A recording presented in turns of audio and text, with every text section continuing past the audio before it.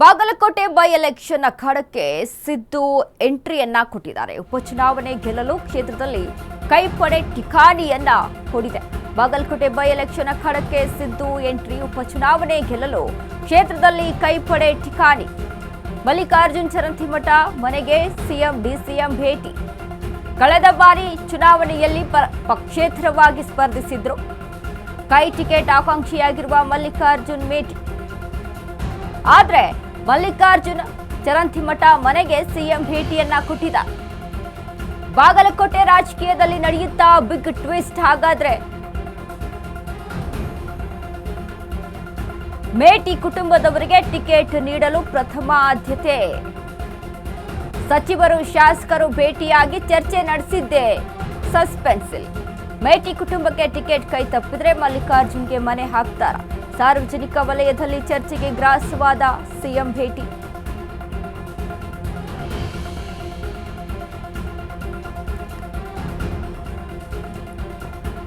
Bagalkot by election ವಿಚಾರಕ್ಕೆ ಸಂಬಂಧಪಟ್ಟಂತೆ ಇದೀಗ ಕಾಂಗ್ರೆಸ್ಗೆ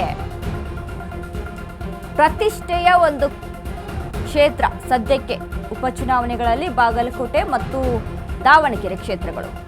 ಹಾಗಾಗಿ ಈ ಕ್ಷೇತ್ರಗಳನ್ನ ಗೆಲ್ಲಲೇಬೇಕು ಅನ್ನುವಂತ ನಿಟ್ಟಿನಲ್ಲಿ ಕಾಂಗ್ರೆಸ್ ಈಗಾಗಲೇ ಶಪಥವನ್ನ ಮಾಡಿ ತನ್ನ ರಾಜಕಾರಣ ತಂತ್ರಗಳನ್ನ ಇಲ್ಲಿ ರೂಪಿಸ್ಕೊಳ್ತಾ ಇದೆ. ಯಾಕಂದ್ರೆ ಈಗ ಬಾಗಲಕೋಟೆ ಕ್ಷೇತ್ರದಲ್ಲಿ HY ಮೇಟಿ ಅವರು ನಿಧನರಾದ ಬಳಿಕ ಅಲ್ಲಿ ಖಾಲಿಯಾಗಿರುವಂತಹ ಕ್ಷೇತ್ರ, ಅಲ್ಲಿ ಕಾಂಗ್ರೆಸ್ ಪಕ್ಷವೇ ಇತ್ತು. ಹಾಗಾಗಿ ಇಲ್ಲಿ ಸದ್ಯಕ್ಕೆ ಹೆಚ್ಚಾಗಿ ಪ್ರಶ್ನೆಗೆ ಗ್ರಾಸವಾಗಿರುವಂತಹ ವಿಚಾರ ಅಂತ ಅಂದ್ರೆ ಸಿಎಂ ಸಿದ್ದರಾಮಯ್ಯ ಅವರು ಯಾರಿಗೆ ಮನೆ ಹಾಕ್ತಾ ಇದ್ದಾರೆ. ಒಂದು ಕಡೆ ಇದೀಗ ಮಲ್ಲಿಕಾರ್ಜುನ್ ಚರಂತಿಮಠ ಮನೆಗೆ ಕೂಡ ಸಿಎಂ ಭೇಟಿಯನ್ನ ಕೊಟ್ಟಿದ್ದಾರೆ. ಇನ್ನೊಂದು ಮಲ್ಲಿಕಾರ್ಜುನ್ ಮೇಟಿ ಅಲ್ಲಿ ಸಹಿತ ಅವ್ರ ಬಗ್ಗೆನೂ ಸಹಿತ ಒಂದಿಷ್ಟು ವಿಷಯಗಳು ಕೇಳಿ ಬರ್ತಾ ಇದೆ. ಆಮೇಲೆ ಹೈಕಮಾಂಡ್ ಒಪಿನಿಯನ್ ಅದೇ ಆಗಿದೆ ಅಂತ ನಾನು ಅನ್ಕೊಂಡಿದ್ದೀನಿ. ಇಲ್ಲ, ನಾನು ಟಿಕೆಟ್ ಕೇಳಿಲ್ಲ ಈ ಸಲ. ಯಾಕಂದ್ರೆ ಉಲ್ಲಪ್ಪ ಮೇಟಿ ಅವ್ರು ತೀರ್ಕೊಂಡ ಮೇಲೆ ಹೆಚ್ಚಾನಂಚು ಎಲ್ಲರೂ ಅಭಿಪ್ರಾಯ ಅವ್ರ ಮನೆಯಲ್ಲೇ ಕೊಡ್ಬೇಕನ್ನೋದಿದೆ. ಆಮೇಲೆ ಹೈಕಮಾಂಡ್ ಒಪಿನಿಯನ್ ಅದೇ ಆಗಿದೆ ಅಂತ ನಾನು ಅನ್ಕೊಂಡಿದ್ದೀನಿ. ಆಮೇಲೆ ಅವ್ರು ಯಾರಿಗೆ ಟಿಕೆಟ್ ಕೊಡ್ತಾರೋ ಆ ಪ್ರಕಾರ. ಇಲ್ಲ ಏನಾಗಿದೆ, ಬರೀ ಅವ್ರು ಟೀ ಕುಡಿಯಕ್ಕೆ ಬಂದಿದ್ರು ಅಷ್ಟೇ. ಏನು ಕೆಲಸ, ಏನು ಆಫ್ ದಿ ರೆಕಾರ್ಡ್ ಇಲ್ಲ, ಆನ್ ರೆಕಾರ್ಡು ಏನಿಲ್ಲ. ಇಲ್ಲ, ನಾನು ಟಿಕೆಟ್ ಕೇಳಿಲ್ಲ ಈ ಸಲ. ಯಾಕಂದ್ರೆ ಉಲ್ಲಪ್ಪ ಮೇಟಿ ಅವ್ರು ತೀರ್ಕೊಂಡ ಮೇಲೆ ಹೆಚ್ಚಾನಂಚು ಎಲ್ಲರೂ ಅಭಿಪ್ರಾಯ ಅವ್ರ ಮನೆಯಲ್ಲೇ ಕೊಡ್ಬೇಕನ್ನೋದಿದೆ. ಆಮೇಲೆ ಹೈಕಮಾಂಡ್ ಒಪಿನಿಯನ್ ಅದೇ ಆಗಿದೆ ಅಂತ ನಾನು ಅನ್ಕೊಂಡಿದ್ದೀನಿ. ಆಮೇಲೆ ಅವ್ರು ಯಾರಿಗೆ ಟಿಕೆಟ್ ಕೊಡ್ತಾರೋ ಆ ಪ್ರಕಾರ. ಇಲ್ಲ ಏನಾಗಿದೆ, ಬರೀ ಅವ್ರು ಟೀ ಕುಡಿಯಕ್ಕೆ ಬಂದಿದ್ರು ಅಷ್ಟೇ. ಏನು ಕೆಲಸ, ಏನು ಆಫ್ ದಿ ರೆಕಾರ್ಡ್ ಇಲ್ಲ, ಆನ್ ರೆಕಾರ್ಡು ಏನಿಲ್ಲ. ಇಲ್ಲ, ನಾನು ಟಿಕೆಟ್ ಕೇಳಿಲ್ಲ ಈ ಸಲ. ಯಾಕಂದ್ರೆ ಉಲ್ಲಪ್ಪ ಮೇಟಿ ಅವ್ರು ತೀರ್ಕೊಂಡ ಮೇಲೆ ಹೆಚ್ಚಾನಂಚು ಎಲ್ಲರೂ ಅಭಿಪ್ರಾಯ ಅವ್ರ ಮನೆಯಲ್ಲೇ ಕೊಡ್ಬೇಕನ್ನೋದಿದೆ. ಆಮೇಲೆ ಹೈಕಮಾಂಡ್ ಒಪಿನಿಯನ್ ಅದೇ ಆಗಿದೆ. ಈ ಬಗ್ಗೆ ಹೆಚ್ಚಿನ ಮಾಹಿತಿಯನ್ನ ಕೊಡ್ತಾರೆ ನಮ್ಮ ಪ್ರತಿನಿಧಿ ಆನಂದ್. ಆನಂದ್, ಈಗಾಗಲೇ ನೋಡಿ ಬಾಗಲಕೋಟೆಯ ಬೈ ಎಲೆಕ್ಷನ್ ವಿಚಾರಕ್ಕೆ ಸಂಬಂಧಪಟ್ಟಂತೆ ನಾವು ಇಲ್ಲಿ ಮಾತನಾಡೋದಾದ್ರೆ, ಒಂದು ಕಡೆ ಕಾಂಗ್ರೆಸ್ ಪಕ್ಷ ಇಲ್ಲಿ ಗೆಲ್ಲಲೇಬೇಕು ಅನ್ನುವಂಥ ನಿಟ್ಟಿನಲ್ಲಿ ತಮ್ಮ ಪ್ರಯತ್ನವನ್ನ ಮಾಡ್ತಾ ಇದೆ. ಇಲ್ಲಿ ಒಂದು ವೇಳೆ ಮೇಟಿ ಕುಟುಂಬಕ್ಕೆ ಏನಾದರೂ ಟಿಕೆಟ್ ಕೈ ತಪ್ಪಿದ್ರೆ ಚರಂತಿಮಠ ಅಲ್ಲಿ ಮನವೊಲಿಕೆಗೆ ಮುಂದಾದ್ರ ಅಥವಾ ಪಕ್ಷೇತರ ಅಭ್ಯರ್ಥಿಯಾಗಿ ಗೆದ್ದಂಥ ಮಲ್ಲಿಕಾರ್ಜುನ್ ಚರಂತಿಮಠ ಅವರಿಗೆ ಮನೆ ಹಾಕೋಕೆ ಅಂತ ಹೋಗಿದ್ರ ಅನ್ನುವಂಥ ಒಂದಿಷ್ಟು ಪ್ರಶ್ನೆಗಳು, ಗೊಂದಲಗಳು ಕಾಣಿಸ್ತಾ ಇದೆ. ಆನಂದ್, ಏನೆಲ್ಲ ಅಪ್ಡೇಟ್ಸ್ ಇದೆ ಈ ಬಗ್ಗೆ? ವನಿತಾ, ಏನು ಅಂದ್ರೆ ಈಗಾಗಲೇ ಬಾಗಲಕೋಟೆ ಉಪಚುನಾವಣೆ ಕಾವು ಏನು ಒಂದು ತೀವ್ರವಾಗಿ ಸ್ವರೂಪ ಪಡೆದುಕೊಳ್ಳುತ್ತೆ ಅಂತ ಹೇಳ್ಬೋದು. ಯಾಕಂದ್ರೆ ಮುಖ್ಯಮಂತ್ರಿ ಸಿದ್ದರಾಮಯ್ಯ ಅವರು ಹೇಳಿದಂತೆ ಇನ್ನೂ ಒಂದು ವಾರದಲ್ಲಿ ಚುನಾವಣೆ ಘೋಷಣೆ ಆಗುವಂತ ಸಾಧ್ಯತೆ ಇದೆ.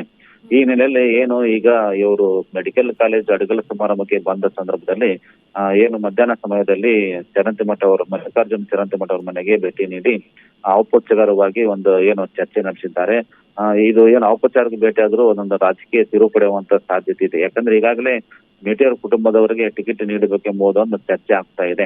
ಅದರಲ್ಲಿ ಮಲ್ಲಿಕಾರ್ಜುನ್ ಮೇಟಿ ಅವರಿಗೆ ನೀಡಬೇಕೆಂಬುದು ಸಹ ಒಂದು ಬಹುತೇಕ ಖಚಿತ ಆಗಿದ್ರು ಸಹ ಮತ್ತೆ ಏನಾದರೂ ಬದಲಾವಣೆ ಆಗುವ ಸಾಧ್ಯತೆ ಆದರೆ ಅಂದ್ರೆ ಹೈಕಮಾಂಡ್ ತೀರ್ಮಾನವೇ ಅಂತಿಮ ಅಂತ ಸಿದ್ದರಾಮಯ್ಯ ಹೇಳಿದ್ದಾರೆ. ಹೀಗೆ ಏನಾದರೂ ಬದಲಾವಣೆ ಆಗುವ ಸಾಧ್ಯತೆ ಇದ್ದಾಗ ಮಾತ್ರ ಮತ್ತೆ ಮಲ್ಲಿಕಾರ್ಜುನ್ ಚರಂತಿಮಠ ಅವರಿಗೆ ನೀಡಬಹುದು ಏನೋ ಅಂತ ಒಂದು ಕುತೂಹಲಕಾರಿ ಅಂತ ಅಂಶ ಬೆಳಕಿಗೆ ಬರುತ್ತಿದೆ.